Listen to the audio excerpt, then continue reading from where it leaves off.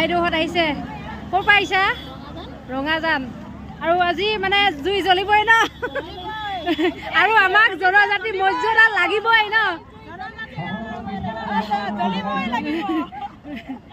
আৰু মানে আমাৰ কি হৈছে ইয়াত একো মানে